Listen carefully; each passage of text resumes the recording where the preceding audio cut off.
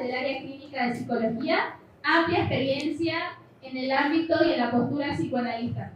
Un fuerte aplauso.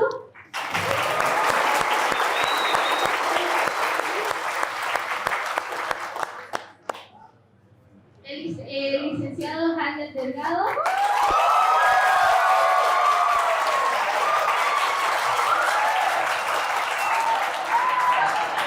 El licenciado Handel Delgado tiene igual amplio conocimiento y es destacado en el área cognitivo-conductual.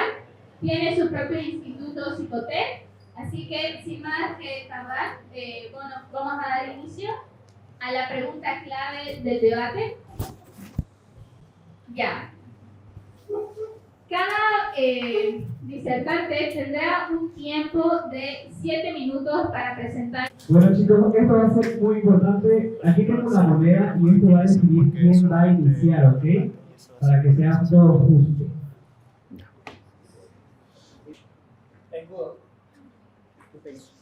Ya, ok.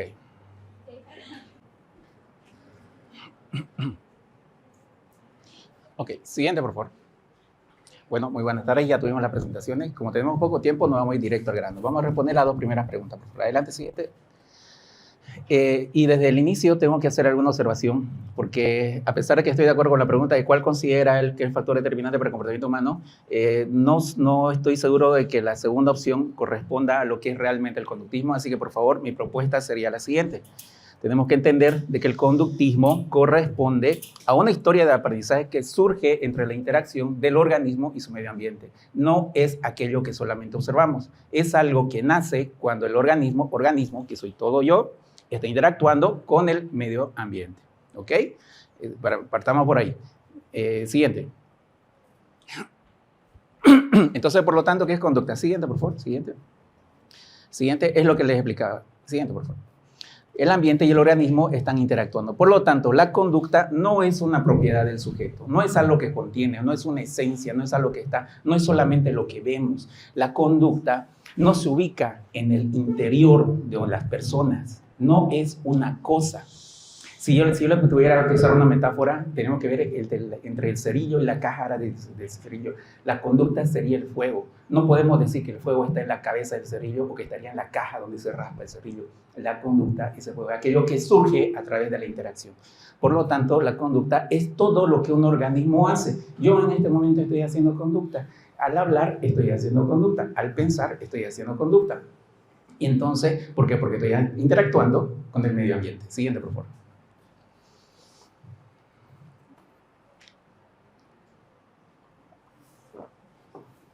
Siguiente. Por lo tanto, siguiente, a la siguiente. La siguiente, ya indiqué que todo, hablar, recordar, imaginar, respirar, percibir, correr, atender, pensar, conducir, todo esto sería conducta.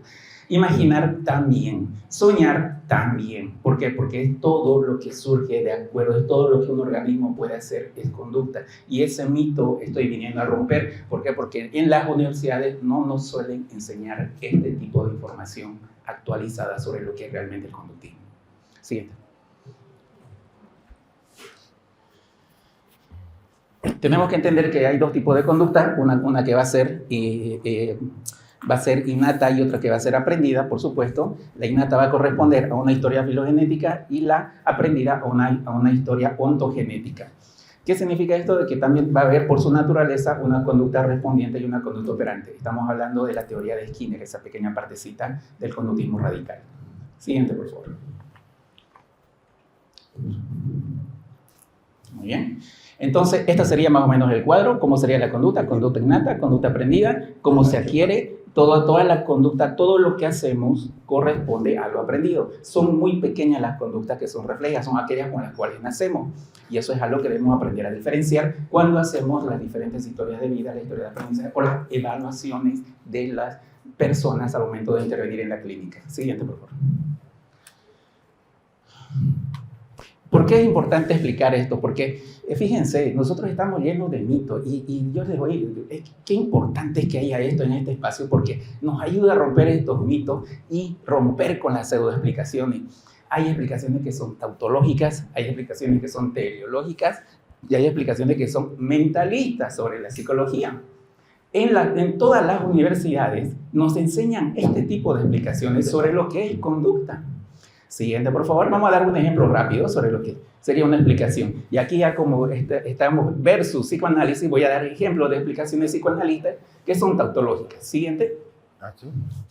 ¿Por qué son tautológicas? Porque son circulares. Por ejemplo, ¿qué diría una persona? Y acá no voy a decir a los psicoanalistas, sino a las personas que tal vez entienden o practican o replican el psicoanálisis. Por ejemplo, Lucía suele ser dramática. ¿Por qué? Porque es histérica. ¿Y por qué es histérica? Porque Lucía es dramática. Esa es una explicación tautológica. Eso no está explicando realmente el comportamiento porque es una explicación circular de lo que sería la conducta. Siguiente. Una explicación teleológica, un ejemplo de nuevo sobre el psicoanálisis. Siguiente, por favor. Las explicaciones teleológicas van a ser supuestos por aquello con lo cual uno está adquiriendo, algo que va a adquirir hacia el futuro. No hace una explicación de una correlación causal como tal. Por eso es que un ejemplo claro que utiliza el psicoanálisis para dar una explicación, una pseudo explicación sobre el comportamiento es: Verónica está criticando a las gorditas. Verónica critica a la fea. ¿Por qué? Es que se está proyectando. Esa es una explicación teleológica. Siguiente, por favor. Y, por supuesto, las mentalistas, que es de la que está más psicología, y ahí va a entrar también psicología cognitiva. La psicología cognitiva también no se habla de las explicaciones mentalistas. Por ejemplo, una explicación que va a corresponder a estos procesos internos que ya supuestamente tendríamos nosotros dentro de nosotros. Entonces, decimos, Diego es una persona neurótica. ¿Por qué? Pues porque pasó por su complejo de Edipo. Esta es una explicación mentalista. Y esta es una explicación incluso hecha a través de mitos. Lo que hacía Freud, Lacan luego hace un poco más de semiología, ¿no? Con el red del lenguaje más adelante. Siguiente, por favor. Entonces, esta sería una verdadera descripción de la conducta en el conductismo. Siguiente. Fíjense, así es el comportamiento humano, así de complejo es. Y así nosotros podemos realizar evaluaciones. Este es el ejemplo de una conducta. Queda un minuto. Este es el ejemplo de una conducta que solamente ha hecho, tiene ideación suicida. Fíjense. Siguiente, por favor. Vamos un poquito más rápido. Más rápido. Siguiente. Voy a pasar, ya dije lo que es conducta ahora. ¿Por qué tenemos? Esto es una escuela, no son enfoques, por si acaso, no estamos hablando de enfoque, estamos hablando de escuela, y tenemos que entender por qué hay una disputa entre lo que es psicoanálisis y conductismo. Siguiente. ¿Por qué? Porque el conductismo siempre va a estar entre el lado determinista, monista. No siguiente. No puedo. Siguiente. Determinista, monista, como también el psicoanálisis va a estar entre el determinismo y el dualismo. Fíjense, aquí se encuentran 4 corrientes. Estos son cuadrantes epistemológicos actuales. Esto es lo que deberían enseñar las universidades. Por eso es que nunca va a existir una psicología integral.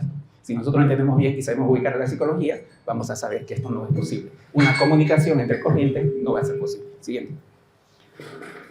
Dicen, se acabó su tiempo. Bueno. Llegué hasta donde pude. Muy cortito el tiempo.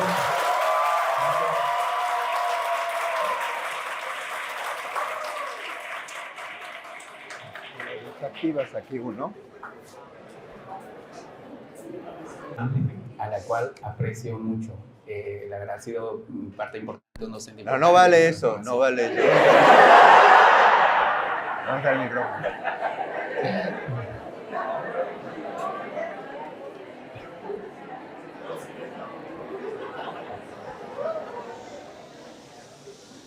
Esto tiene que ser sin halagos, ¿verdad? Vamos, ¿dónde está el micrófono? Ya pues.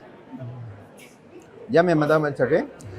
Porque es en este escenario donde se puede dilucidar mucho más los contenidos y sobre todo las diferencias que hay entre los docentes, ¿verdad?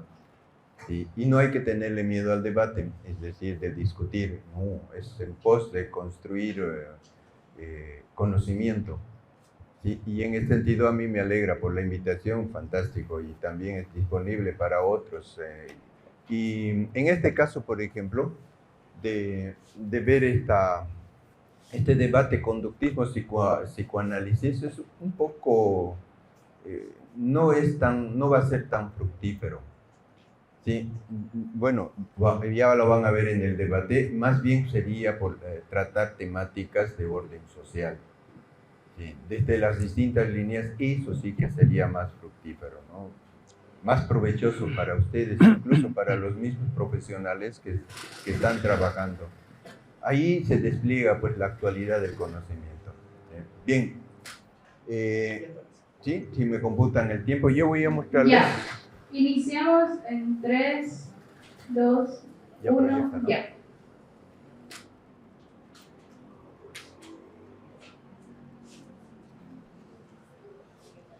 Bien, lo que yo voy un poco mostrarles, no tanto así en un parangón con el conductismo, sino más bien de la práctica. El psicoanálisis no compite con nada, con nadie compite, es una práctica totalmente individual. Hay institucionales, de entrada se les señala que no se debería enseñar el psicoanálisis en instituciones. Es una práctica que despliega su conocimiento al servicio de alguien que sufre. ¿Sí? Y su práctica es bien particular, como van a poder ver. Un poco que Halder estaba señalando que la conducta es lo que prima, ¿verdad? Que dice ahí que debemos concentrarnos. Watson inicia sus investigaciones y comienza a diferenciarse del funcionalismo de la época, dando esa primacía sobre la conducta. ¿Sí? Watson inicialmente trabajaba con animales, ¿sí? Y él señala de que la diferencia entre animal y hombre no hay ninguna, no hay tal diferencia. Hay que abocarnos solamente a la conducta. ¡Wow! Que nosotros estemos a un nivel de una persona inferior, imposible. ¿Sí? Nuestra complejidad, ¿dónde se funda? En el lenguaje. Hace 6 millones de años nosotros hemos armado un repertorio totalmente complejo, diferente a la del animal. En el cerebro hay unas operaciones extremadamente complejas, ¿sí? Que nosotros los representamos como cultura. ¿Sí? Y somos frutos de la cultura. En 6 millones de años, ningún animal se nos va a igualar. El chimpancé está tan distante de nosotros. ¿Sí? Y es extremadamente complejo las operaciones mentales en el cual se realizan. Todo nuestro accionar está en esa complejidad. ¿Sí? ¿Y qué implica eso? Que la cultura se transmite y las funciones cognitivas están en primer plano, indiscutibles. ¿Sí? No se puede reducir a observar conductas, por Dios. ¿Y qué implica observar conductas? Sería solo controlar conductas, ¿o no? ¿Sí? ¿Qué es de esa independencia, individualización de un ser? Estaríamos totalmente lejos de eso, ¿no? Si yo les muestro aquí el creador del psicoanálisis como una práctica totalmente individual ha sido Sigmund Freud. Ahí les muestro la portada de la interpretación de los sueños. ¿Sí? 1900, la fecha en que se inicia el psicoanálisis. ¿Sí? También ahí les ilustro un poco el consultorio. ¿Qué ha descubierto Freud? La dimensión del inconsciente. El inconsciente es más complejo que el inconsciente que señala Freud. ¿Sí? Para darles una pauta nomás. El inconsciente que Freud nos menciona nos remite a la parte afectiva, a los vínculos padre, madre y el hijo, que está representado en el amor. ¿Sí? El psicoanálisis, ¿qué va a hacer? La lectura del amor en la vida cotidiana. ¿Sí? Lo propiamente humano, no hay otra vía en esta dimensión de lo humano. ¿Sí? Si les ilustro un poco más por aquí, el método que se utiliza es la asociación libre, que yo un poco cuestiono eso, ¿no? No es decir nomás hacer asociaciones, aquí está de por medio el análisis, ¿sí? Que se va a fundar en descubrir algo vinculado a algo que puja de adentro y que se manifiesta en el síntoma y en los sueños, ¿verdad? El objeto en el psicoanálisis no es nada menos que el inconsciente. Esa dimensión que en gran medida nos hace actuar, ¿sí? Somos lo que somos en gran medida gracias a eso inconsciente, porque la otra dimensión es la parte consciente, ¿verdad? que el conductismo niega. El cognitismo no da ninguna posibilidad a este acto de conciencia. ¿Sí? Se remite estrictamente a la conducta que se presenta, ¿verdad? Y como lo ha dicho Halder, es una conducta del organismo. Yo estoy planteando una dimensión humana totalmente más compleja que tal vez de la que presenta Halder, pero que nos da la esencia de cómo somos. Miren, en el caso de Freud, la intención de Freud era hacer una ciencia como la experimental. Así había empezado. Él tenía una formación de médico, ¿no? Y termina en el ámbito cualitativo. ¿Sí? ¿Termina qué? ¿Qué haciendo? Analizando el amor. ¿Sí? Y la intención de Lacan va más allá en el sentido epistémico de hacer axiomas, hacer una matemática de esta problemática, de esta dimensión que viene a ser el amor. ¿Sí? Allí les muestro dos imágenes, los dos ejes centrales del psicoanálisis. Freud, que tiene vigencia por mostrarnos esa dimensión del inconsciente.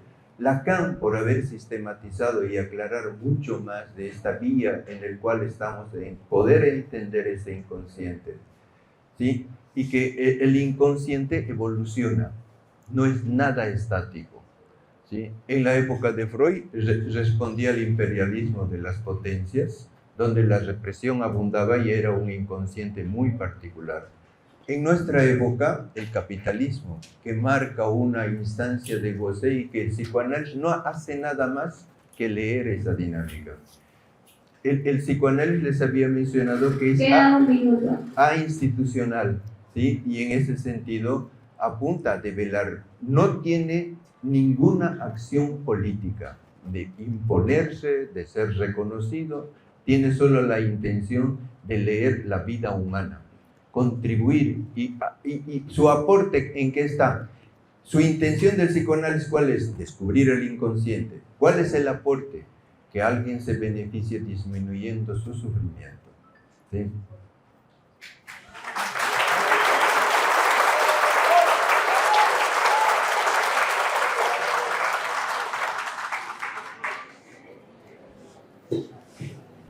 En su turno realiza la pregunta, el otro tiene 3 minutos para responder y 2 minutos para hacer la réplica. Iniciamos con el Eisenhower. Adelante. ¿La pone en mi diapositiva? Ahí está mi pregunta.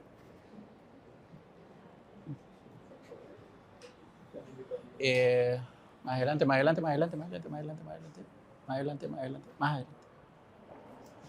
adelante. Ahí, arriba. Ahí. Uno más arriba. Eso. Ahí está. Vale.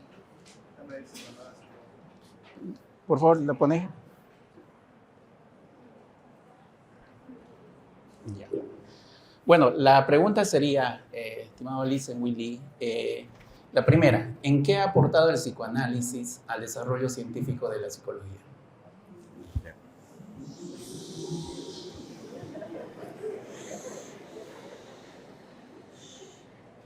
Bien, se puede utilizar alguna imagen, ¿verdad? ¿O no? Sí. Si lo ponen también de nuevo, la misma hay que continuar nomás. Algunas imágenes tiene y quería mostrar. Pedimos que guarden respeto en la sala, por favor, eviten sus comentarios. Sí. Y iniciamos ya. Yo lo hago, ya te digo. Ya está corriendo el tiempo. Ok.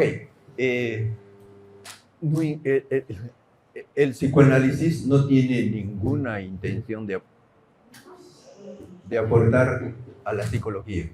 El psicoanálisis no es psicología. ¿Sí? ¿Cómo se va a definir al psicoanálisis actualmente? Como una lectura de tipo cualitativa. ¿Sí? Cuando Halder hace mención a la ciencia, me imagino que se está refiriendo al paradigma positivista. Y el psicoanálisis está fuera de ese marco. Y no hay nada que aportar, no va a aportar, porque su marco de acción es totalmente diferente. De que la psicología se pueda beneficiar del psicoanálisis de sus aportes es otro tema. ¿Sí? el psicoanálisis ha tenido un grandísimo aporte. Sí, eso es. El psicoanálisis ha tenido un grandísimo aporte en la psicología porque ha fundado toda la psicología cualitativa. Piensen, Gestalt, fenomenológica, todas las líneas humanísticas vienen del psicoanálisis, han sido creadas a partir del psicoanálisis. La concepción del yo, incluso de la cognitiva, tiene sus resortes en el psicoanálisis. ¿Sí? No es la intención del psicoanálisis entrar en la psicología. El psicoanálisis es institucional. ¿Sí? Sus efectos es sobre el inconsciente. Si alguien quiere modificar su inconsciente, es el que va a recurrir a la práctica analítica y en esa práctica va a modificar su inconsciente. En ese sentido, sería una discusión estéril hacer una comparación de señalar si es psicología científica o no en el sentido positivista, ¿verdad? El psicoanálisis ha construido su propia epistemología, es un conocimiento, se le puede considerar de científico en el sentido cualitativo, y que es otra forma de hacer ciencia, otra forma de crear conocimiento.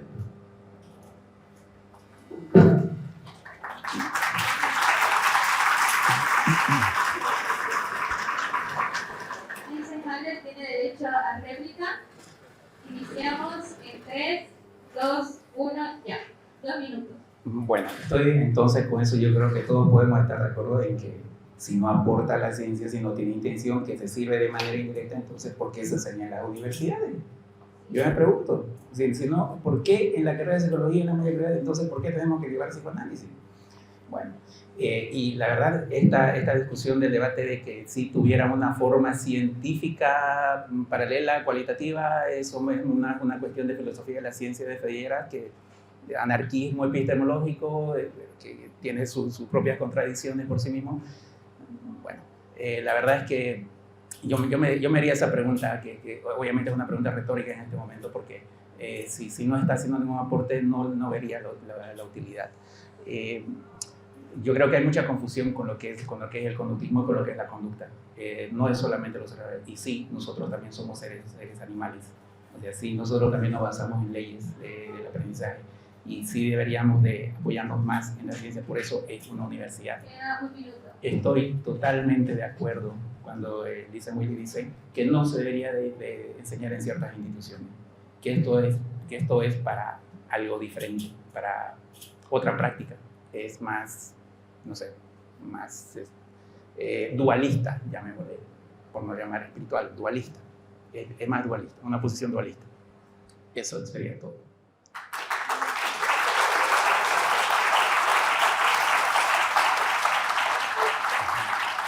A la licenciada Willy tiene derecho a realizarle una pregunta a Lisa Willy. Sí. Ok.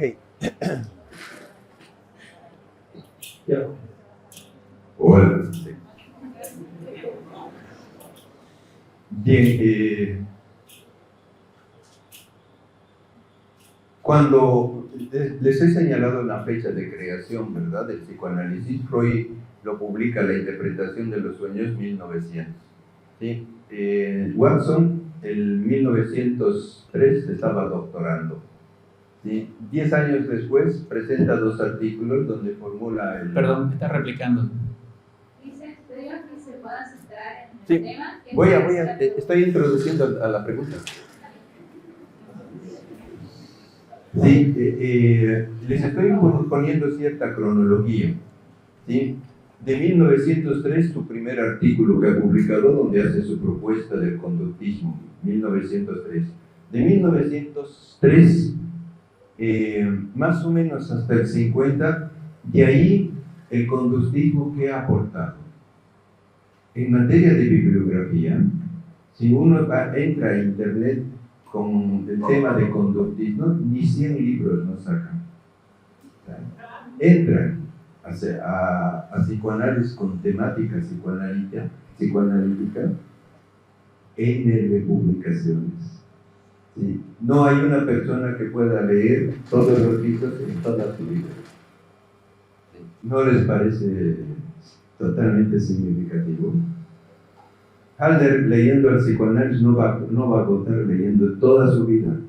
Pongámosle 100 años de vida. La publicación es monstruosa. Dice, devuelvo su pregunta, por favor. Sí, la pregunta es ¿por qué ha pasado con el psicoanálisis después de Watson y Skinner? No hay más aporte. Ahí fenece. Sí. Perdón, no entiendo la pregunta. Que no hay aportes en materia de avances. ¿Qué nuevos descubrimientos después de Watson y Skinner puedes mencionar? Buenísimo. Damos inicio a la réplica en 3, 2, 1, 3 minutos. Bueno, en primer lugar, tenemos que entender de que el desarrollo de la psicología científica ha sido totalmente independiente al psicoanálisis, que no nos vengan a echar que no nos vengan a gato por liebre. Y esto del conductismo, por ejemplo, el primer autor, mi recordatorio, soy muy malo para la memoria y los números, el laboratorio de William Wood, 1879, y de ahí empieza una línea científica hasta la fecha. No ha parado de haber producción científica, no ha parado. Watson solamente fue el inicio de una psicología un poco más metodológica, por eso se llama conductismo metodológico el de Watson. Hay diferentes tipos de conductismo hoy en día. Hoy en día no puede haber nada más vigente que el conductismo. Dicen, estudiar ratas no es lo mismo que estudiar animales. Las ratitas ahí presionando palancas, y yo les pregunto, ¿y qué presionan ustedes cuando tienen su celular en su mano? ¿Qué conductas realizan? ¿Qué reforzadores están teniendo? ¿A qué están reforzando? ¿Qué no están reforzando? ¿No es acaso eso algo que es más vigente que nunca? No se utiliza hoy en día el conductismo para la política, para los negocios, no se utiliza hoy en día el conductismo para la publicidad. No puede haber algo más vigente hoy en día. Las terapias con mayor evidencia científica, no solamente lo dice la APA, lo dicen todas las organizaciones internacionales independientes. Siempre en primer lugar está la terapia cognitivo-conductual y también el análisis de la conducta. Las terapias contextuales con su actualización en su tercera generación. Entonces, yo creo que ahí no hay mucho donde perderse. Los aportes son varios, en realidad son como, yo hasta ahora solo conozco 12 tipos de conductismo. No, Watson era solo uno y Skinner pues fue otro. Skinner de repente fue uno de los mejores, pero la producción no quedó ahí. La producción científica es robusta, ha sido replicada cientos de veces, no voy a exagerar. Ha sido replicada cientos de veces y siempre se llega a los mismos resultados. Las leyes del comportamiento han sido demostradas una y otra vez, tanto en animales como en seres humanos.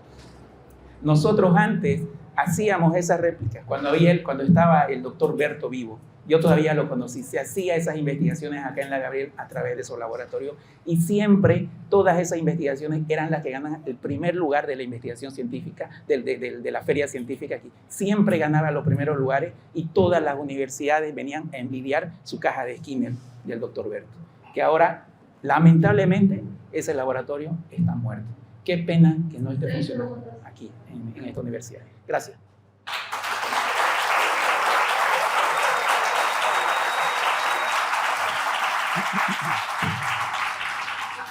¿Ha podido evidenciar? No me ha contestado en absoluto. No, yo le he pedido que me diga un nuevo concepto aparte de Watson y Skinner. ¿Mencionó alguno? Hasta ahora. ¿Se puede controlar la conducta? Definitivamente. ¿Se va a seguir controlando la conducta? Sí. Una manera de controlar la conducta, ¿cuál es? La cárcel. ¿O no? ¿Sí? Y es efectivo, pero más efectivo, se puede reducir una conducta a lo mínimo. ¿Sí o no? ¿Qué concepto he escuchado de Halder? Hacer mención a experiencias, de que hay un golpe por ahí de por medio, solamente de Skinner no dice ni pauta alguna. ¿Sí? ¿Dónde están los conceptos? ¿Qué más?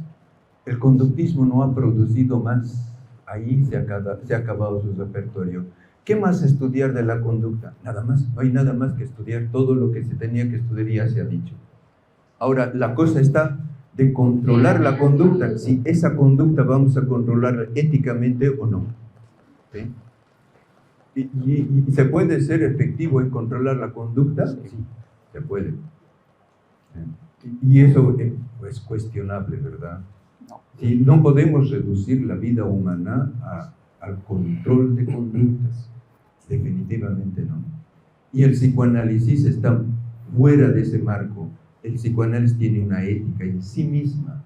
Esa ética implica que salga lo original de cada uno. No hay consejo, no hay apoyo, cada uno tiene que sacar por propios descubrimientos su intención de vida. ¿Sí? Ese es el detalle en este panorama. Por eso yo decía, comparar psicoanálisis con conductismo es vano. ¿Sí? Las diferencias son abismales. Todo esto antes, pero ¿por qué es que algunas tradiciones en el psicoanálisis permiten que pueda uno aplicar el análisis a través del psicoanálisis, del análisis de las personas, sin la necesidad de que sea psicólogo o psiquiatra?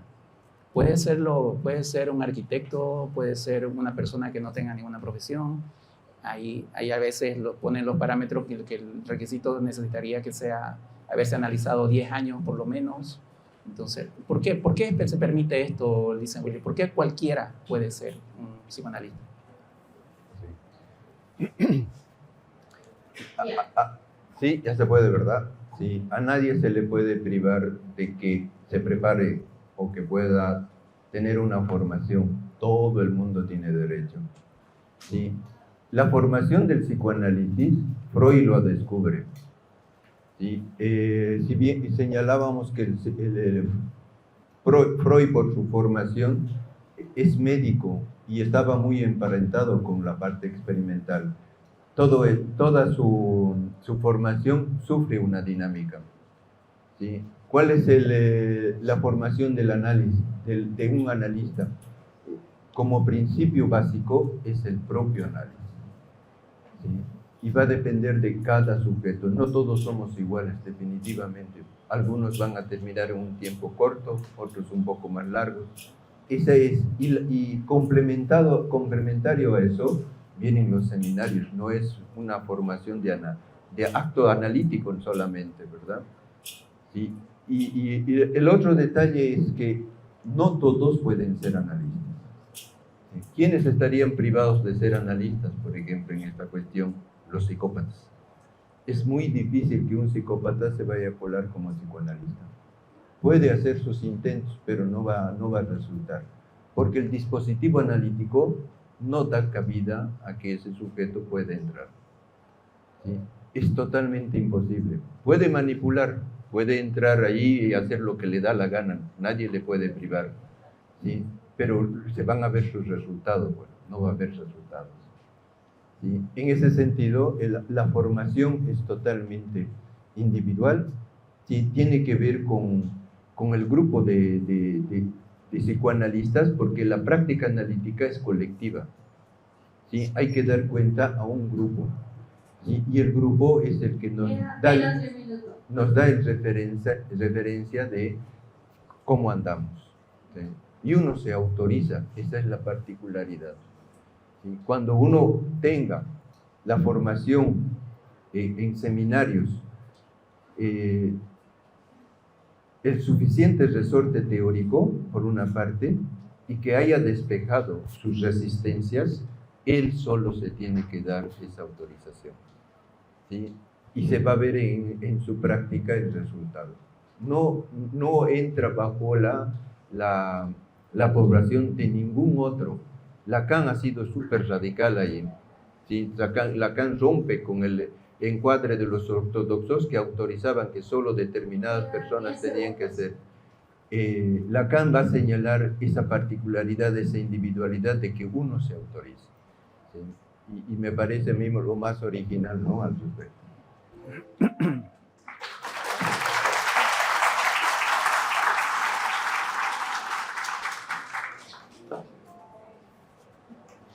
con la reputación. Creo que el Estado invierte sea mejor aprovechado por tal vez escuelas o disciplinas más actualizadas que sí realmente puedan ser aplicadas en el ámbito laboral, cualquier área que sea. Yo se la dejo esa pregunta.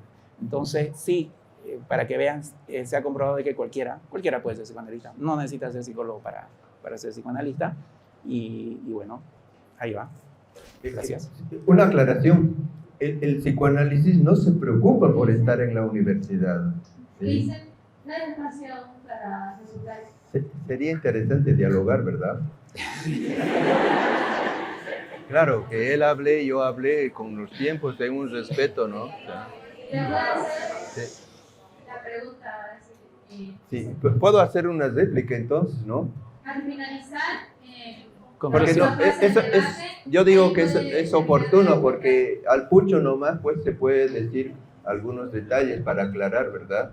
Por ejemplo, 2 veces ya has repetido de que por qué está aquí en la Universidad de Psicoanálisis. Y es sencillo de aclararle, el psicoanálisis no pide que esté como un requisito aquí en la universidad. La universidad se sirve del psicoanálisis. Piensen, el ámbito aplicado no está afiliado con ninguna línea. No es del conductismo, mucho menos lo aplican, digamos. Dice que toca realizar la pregunta. Sí, pero bueno. Eso es ahora quiero mi réplica. Controlar mi conducta. ¿Sería justo mi minuto? ¿Le puedo hacer una pregunta al licenciado? ¿Yo? Sí. ¿Cómo no? Qué injusto, qué injusto. Sí. ¿Por qué la conciencia no está en el objeto de estudio del conductismo?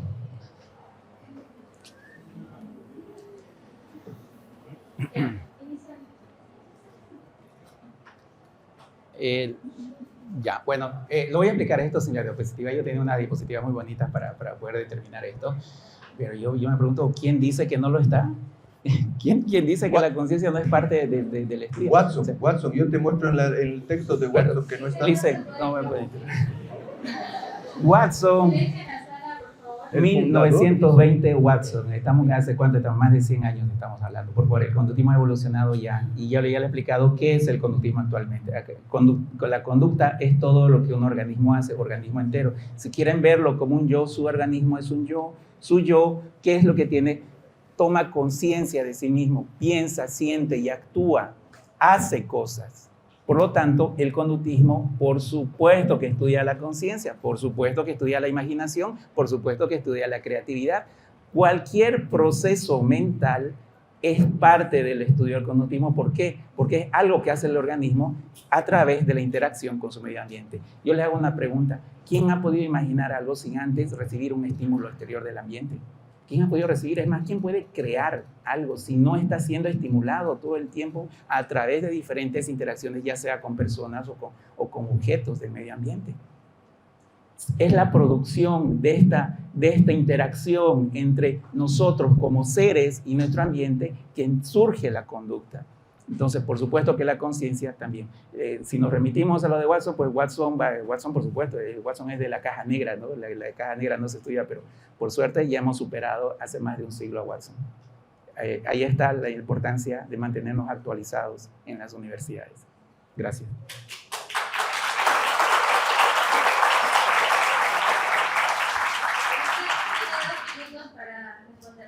Sí. ¿Realmente Halder sabe de conductismo? No sé, yo ya me estoy cuestionando. Sí. Y saben que los que están llevando evaluación, bueno, los que están iniciándose en la carrera han llevado el funcionalismo, el estructuralismo, ¿verdad? No sé si los demás se acuerdan también. ¿Cuál es la diferencia entre el funcionalismo y el conductismo? Los dos estudian en animales la conducta, ¿sí? Y hay una continuidad al respecto. Watson hace la diferencia con el funcionalismo en el sentido de que anula la conciencia. El funcionalismo acepta la conciencia. Watson dice, rompe con el funcionalismo porque no acepta la conciencia. ¿Sí? ¿La conciencia qué es? Puro mentalismo. ¿De qué reniega el conductismo? Va contra el mentalismo. ¿Sí? Y hay unas contradicciones groseras en el sentido de las afirmaciones de Halder. No puede darse esa manera de entender al Quedan conductismo. menos de un minuto. El conductismo que plantea Watson es radical, totalmente radical. Solo la conducta en bruto, solamente el cuerpo, el organismo que se mueve se estudia. Ahora, si responde a sensaciones, a elementos internos, no le interesa la conducta y se desmarca totalmente de cualquier concepto, como conciencia, como cognición, como pensamiento, totalmente desmarcado.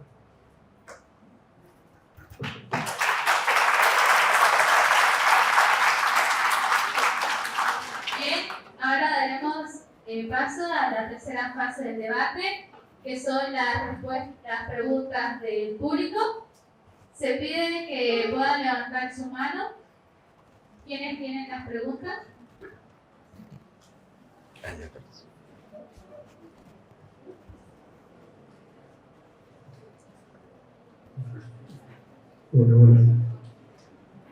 Buenas tardes. ¿Para ambos o la puede dirigir a alguien? Mi pregunta es para el licenciado, ya que yo pienso que como futuros psicólogos queremos resolver estos problemas a largo porque no todos tienen la economía. Mi pregunta es, ¿qué tan efectivo es la terapia psicoanalítica? Y si usted la recomienda, o qué tipo de terapia le recomendaría utilizar o usar el conductismo. Tiene 3 minutos para responder. Agradezco la pregunta porque me da la oportunidad de hablar sobre los principios bioéticos. Los principios bioéticos son los principios que rigen a nivel mundial, y lean cualquier libro de bioética, de salud mental, son los que rigen a nivel mundial y cuidan de la salud mental de las personas. Estos nos recomiendan 4 principios: autonomía, beneficencia, justicia y no beneficencia. Siguiente, por favor. Donde no maleficencia y beneficencia se trata de la relación del terapeuta y del paciente. Siguiente, por favor. Aquí es donde el psicoanálisis, en mi opinión, hace procedimientos iatrogénicos. Iatrogénico significa que puede producir, que puede causar daño. Siguiente, por favor. ¿Por qué digo que puede causar daño? ¿Por qué? Siguiente. Porque los principios bioéticos, dale todo. Los principios bioéticos nos dicen de que nosotros debemos de aplicar terapias que sí hayan sido validadas empíricamente. ¿Cómo podemos garantizar de que se está trabajando bien, de que se está realizando lo mismo? Si cuando escuchamos a un psicoanalista nos dice una cosa y a otro nos dice otra. ¿Cómo podemos saber si no hay un esquema, una planificación? ¿Cómo podemos saber si ni siquiera hacen conceptualización de caso? No hacen una planificación, no hacen una evaluación o un seguimiento. ¿Cómo podríamos saber si realmente se están generando cambios? El psicoanálisis puede ser una práctica iatrogénica, depende del psicoanalista, porque sus intervenciones no tienen respaldo empírico, porque presentan etiquetamiento diagnóstico desactualizado, neurosis, psicosis, perversión, por favor, ya desde hace más de 2 siglos atrás, generan dependencia hacia el terapeuta. Tienes que analizarte por lo menos 30 años si quieres ser una persona curada, ¿no? 30 años. Se practica la reexperimentación de trauma y planificación. Hay mucho cuidado. El peor tratamiento para trabajar traumas es el psicoanálisis, porque genera una reexperimentación del problema. Y segundo, la asociación libre puede generar una implantación de recuerdos. Y esto no lo digo yo. Siguiente, por favor. Siguiente. Todo esto que estoy mencionando, ustedes lo van a poder revisar y verificar en la siguiente bibliografía. Siguiente. No son inventos míos, no son apreciaciones mías. Es más, esto de la implantación de recuerdos, la doctora Elizabeth Loftus, vean ese video que les estoy poniendo, que es una eminencia mundial en memoria. Ella les explica sobre los riesgos de la práctica psicoanalítica al momento de la implantación de recuerdos. La reexperimentación que tiene, la cantidad de casos que se han reportado en la Asociación Profesional Española de Terapeutas Psicológicos que buscan que no existan tratamientos pseudocientíficos, han demostrado muchas falencias, llegan muchas denuncias. Ahí pueden entrar a la página para ver qué se dice. Y bueno, y los libros que también hablan sobre pseudociencia en psicología. Yo sé que esto va a parecer a una opinión, pero por favor, lo único que les pido, no me crean a mí, revisen la información en la bibliografía.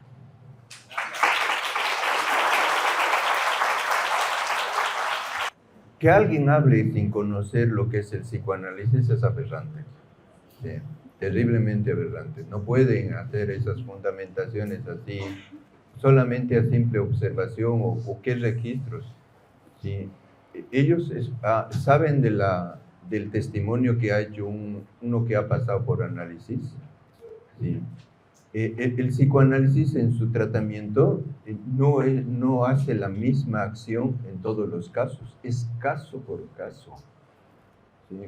¿Puede un paciente ser atendido de por vida? El psicoanálisis dice sí, tiene que atender. En el caso de la psicosis, que es un grupo especial, la estabilización es permanente, ¿sí?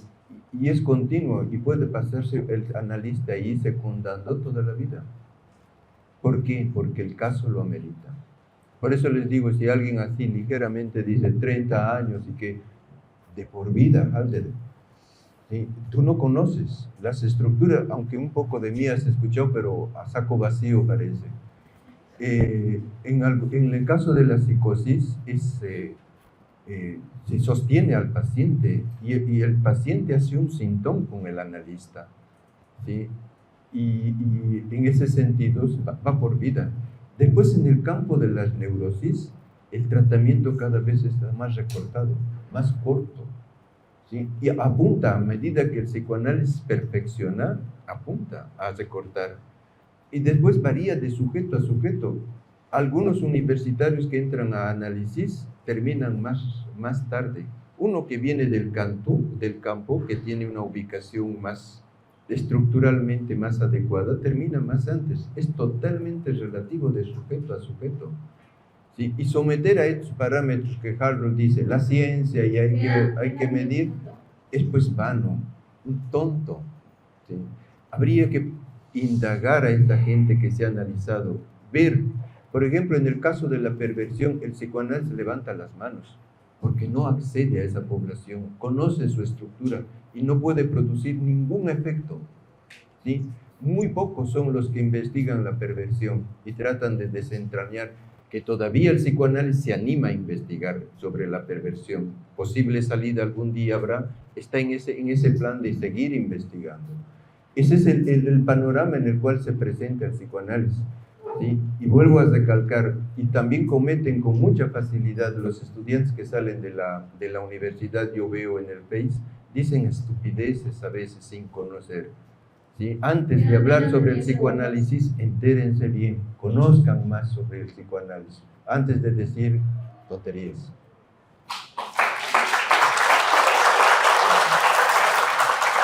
Respecto a las estructuras, le comento, año 2003, un autor, Miller, saca un libro que se llama Los Inclasificables, donde descubre una nueva forma de psicosis, que es psicosis ordinaria, que tiene que ver con la cuestión de la época, anorexias, bulimias, que no se saben explicar de otra manera que no sean a través de una psicosis ordinaria.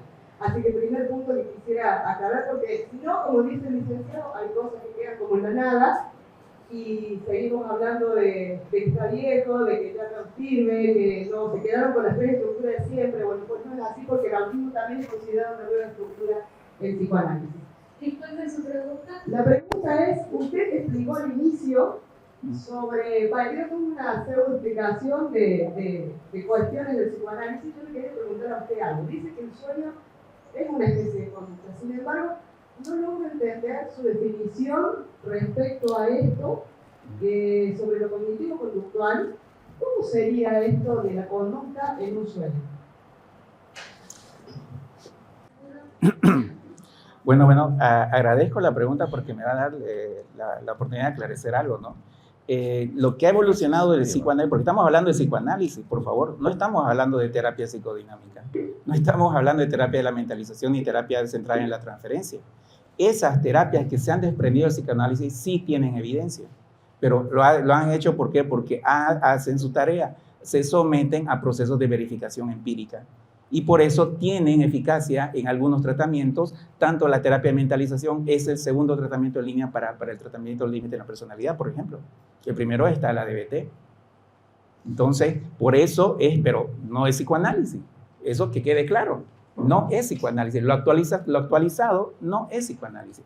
Ahora, yendo directo a la pregunta, o sea, Conducta es todo lo que un organismo hace. Si nosotros estamos soñando, nosotros podemos analizar el comportamiento debido a ese sueño en particular. Me gustaría poder hacer una demostración, que alguien nos cuente un sueño y yo le digo cuál es la conducta en ese momento. ¿Por qué? Porque ¿qué es lo que se mira? En el sueño se mira que antecedentes, respuestas y también consecuentes. Se puede realizar un análisis funcional de una conducta cuando estamos soñando.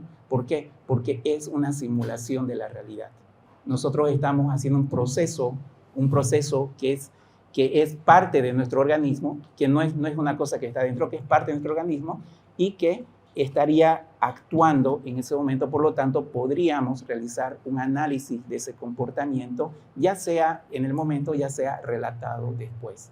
Me gustaría tener la oportunidad de poder hacerlo, pero el tiempo no va a dar, me imagino. Y por favor, el análisis funcional de la conducta puede describir cualquier conducta, incluso porque la terapia psicoanalítica o la terapia psicodinámica sí tiene eficacia y el psicoanálisis no. También se podría hacer un análisis funcional y después les podría explicar, si me mostraran el caso, yo les podría explicar por qué es que está funcionando y por qué no. Tiene que ver en la interacción entre las dos personas. Ese es el nivel alto de explicación que puede tener el conductismo. Yo sé que les puede parecer un poco pretencioso, pero yo acá me olvidé de anunciar antes, no vine a ser políticamente correcto, vine a plantear algo que nunca se ha hecho en esta universidad y es cuestionar al psicoanálisis. Gracias.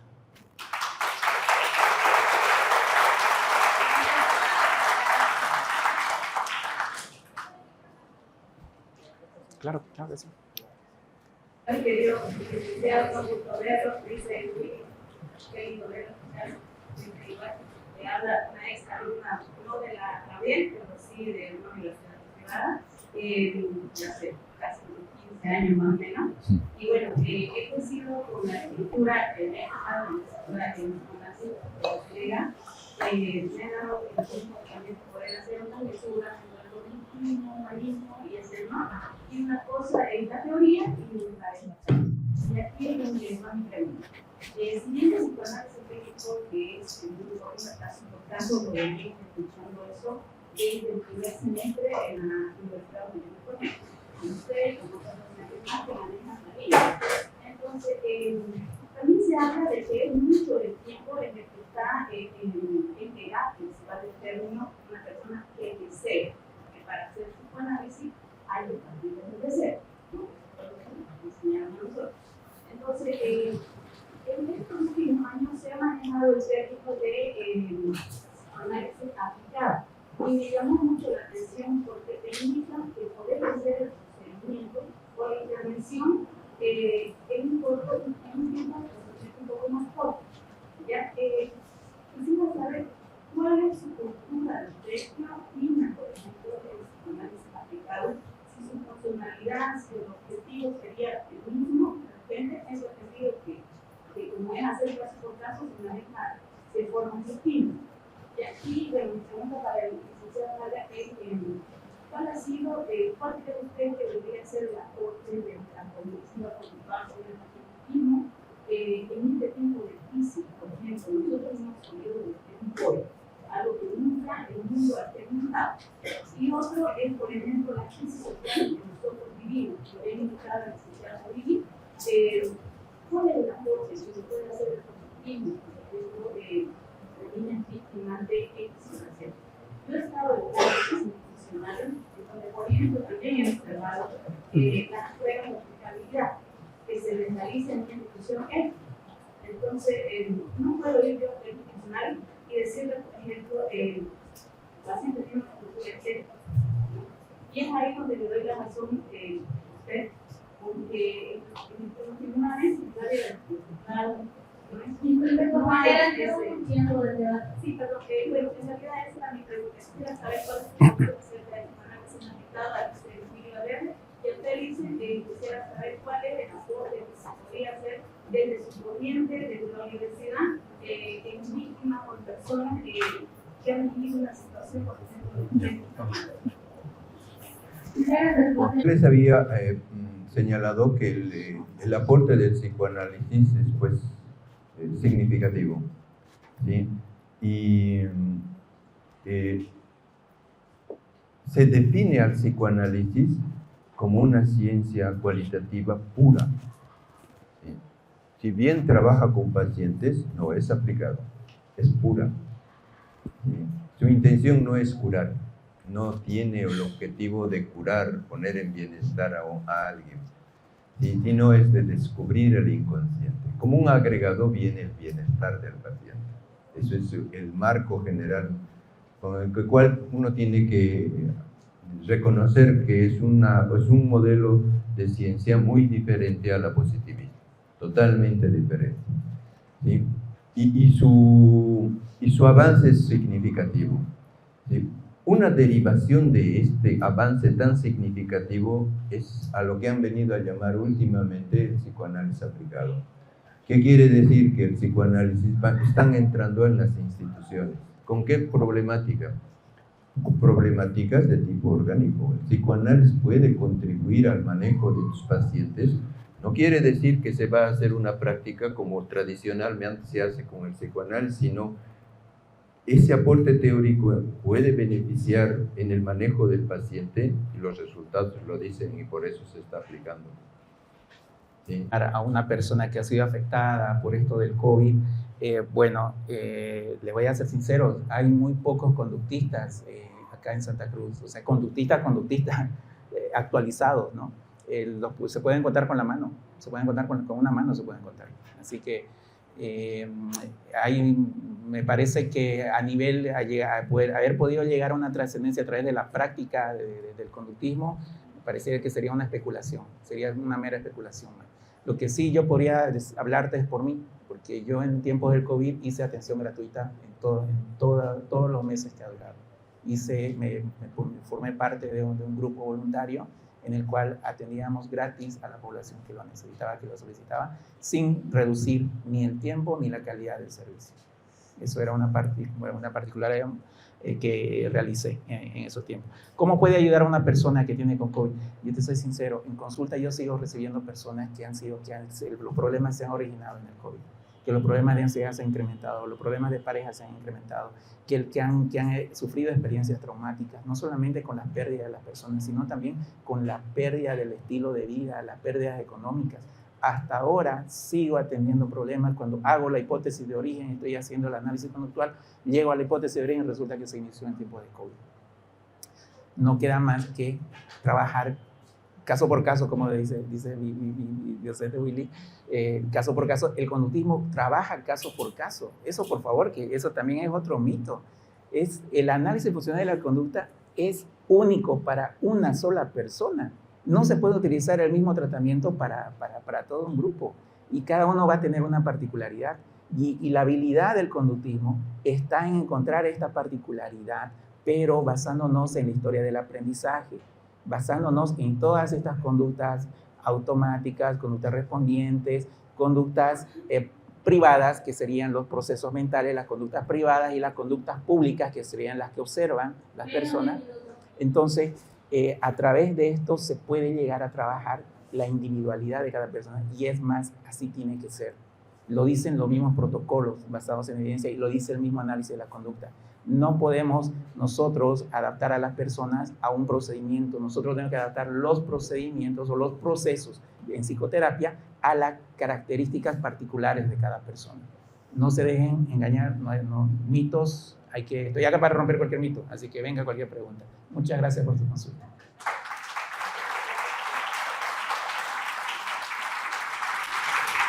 Bien, ya estamos por finalizar el debate.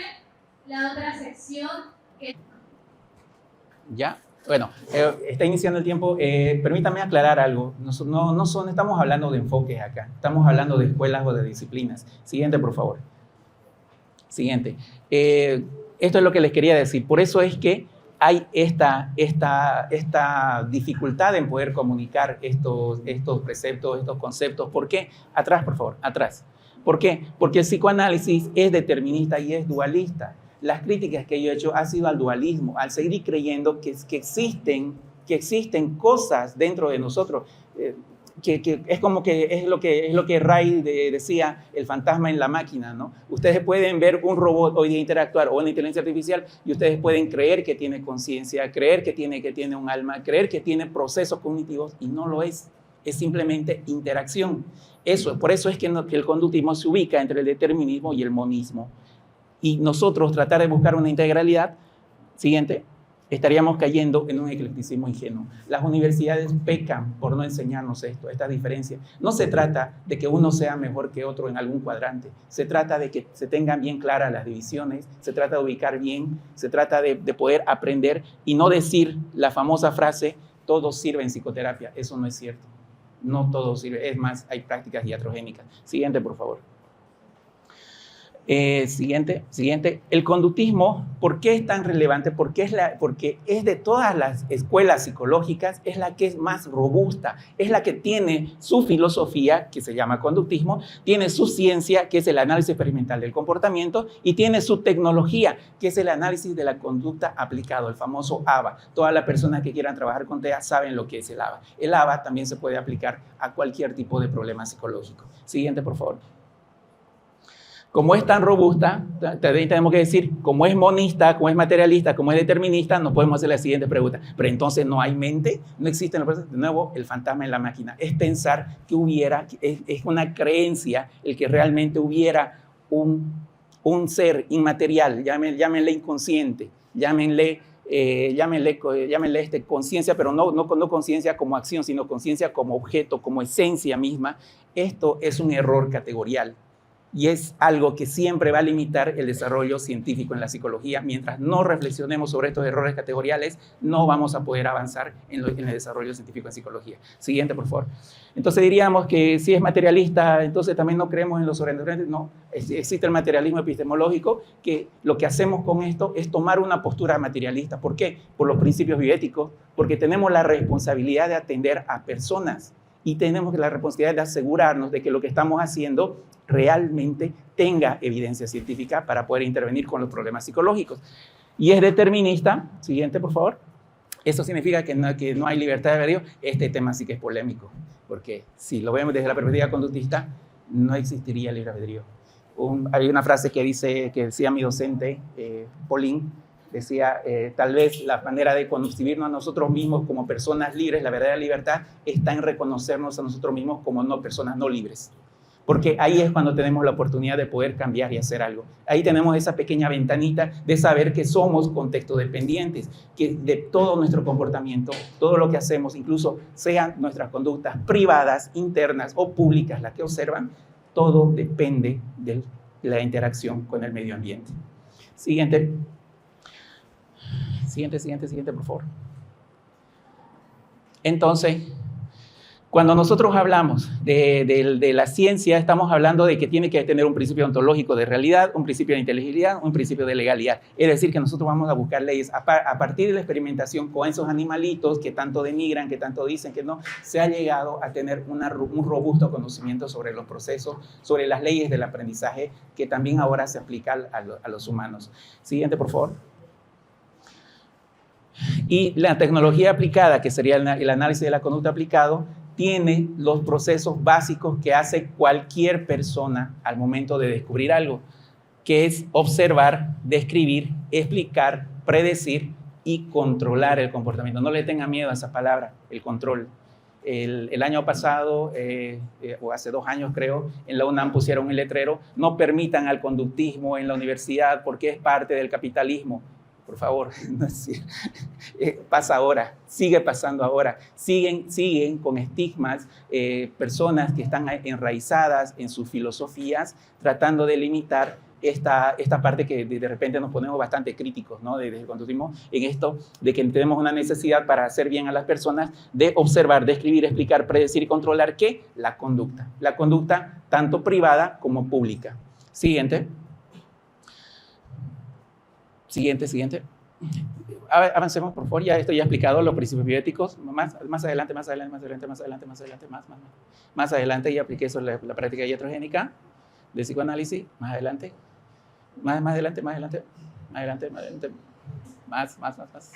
Ahí está la conclusión siguiente. ¿Por qué? ¿Por qué es importante explicar? ¿Por qué? Porque nosotros tenemos que basarnos en información fiable, veraz, que haya podido ser demostrada a través de procesos empíricos, no solamente el positivismo lógico, sino también a través del empirismo. ¿Y por qué? Tenemos que aplicarlos en las diferentes áreas. Las personas que han salido a trabajar saben lo poco efectivo que suele ser las cosas que nos enseñan en la universidad. Saben que tenemos que capacitarnos y capacitarnos más para poder ser funcionales en nuestras áreas laborales. Los que ya han salido saben de qué estoy hablando. No es suficiente lo que se enseña en las universidades. Siguiente. Por eso es que tenemos que darle la importancia a esto de explicar los fenómenos. Siguiente, dale. Nosotros siempre nos hemos dedicado desde los inicios a observar los diferentes fenómenos. No es nada ajeno a la realidad del comportamiento humano. Por eso es que observamos, describimos, explicamos y predecimos y por supuesto que vamos a tratar de controlar. Nosotros siempre controlamos la conducta. Siempre lo hacemos, no nos damos cuenta. ¿Quién no está enojado ahorita con su cortejo o su corteja? ¿Quién ha dejado de hablarle? ¿Quién le ha bloqueado? Eso es controlar la conducta, sépanlo. Estamos constantemente controlando, estamos constantemente prediciendo la conducta, y también podríamos explicarlo gracias a esto. ¿Por qué? Porque el conductismo cabalmente cumple con todos los requisitos de la ciencia, de la psicología como ciencia. Y con eso me despido. Gracias por esta oportunidad. Es algo que no se había dado. Me hubiera gustado tener este tipo de debate, no solamente con este tipo de escuelas, sino con más. Cuando yo era estudiante, de repente no hubiera gastado tanto en informaciones en el exterior para poder darme cuenta de que hay algo que va más allá de lo que nos enseñan en las universidades. La crítica va para ahí. Es lo que enseñan. No es una crítica a las personas, es una crítica también a ustedes mismos para que hagan estas reflexiones, para que conozcan más y exijan que las universidades sí enseñen temas actualizados. Les siguen enseñando el conductismo de 1920. Eso no es cierto. El conductismo ha evolucionado. Por favor, más actualización en las universidades. Muchas gracias.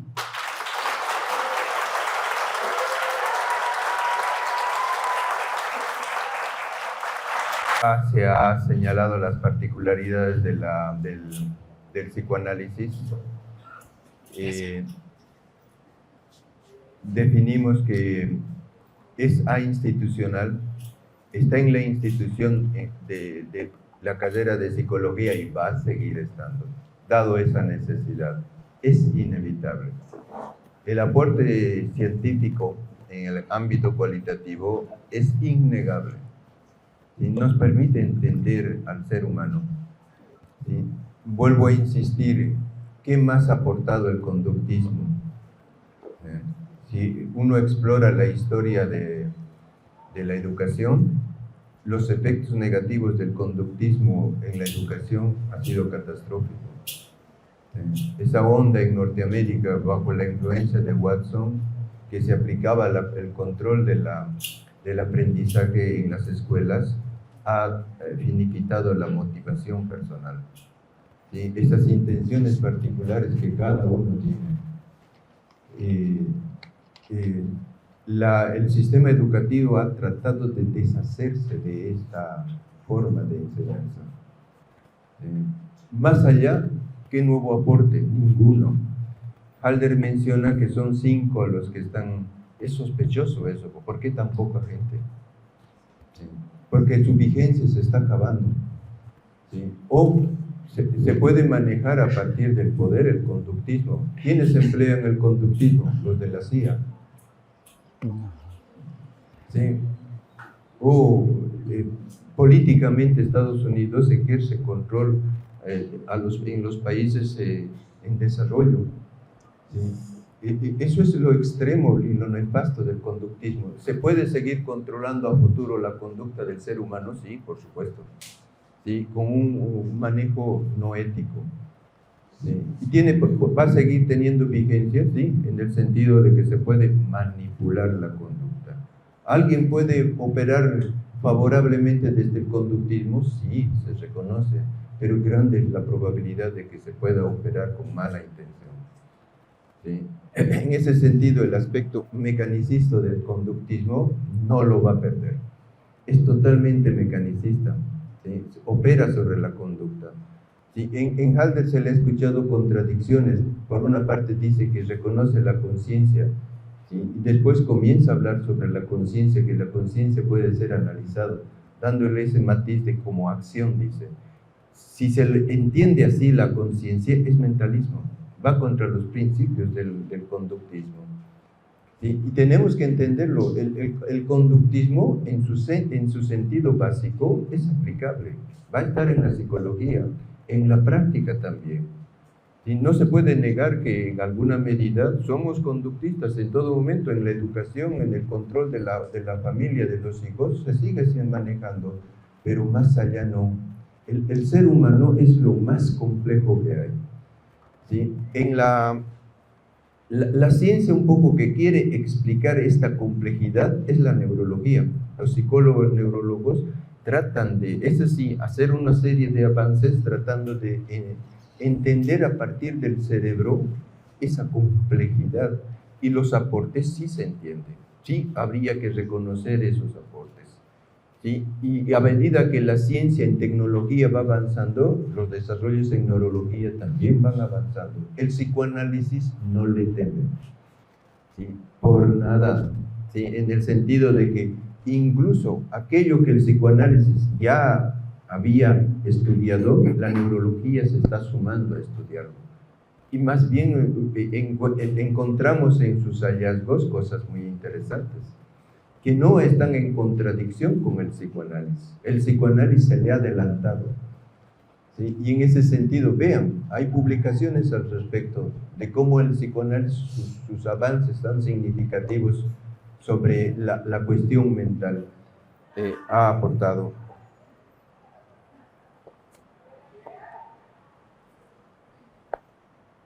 Bien, para terminar, sí, me queda por señalar nomás que el psicoanálisis no solamente ha aportado en la psicología, en el ámbito de la sociología es monstruoso el aporte.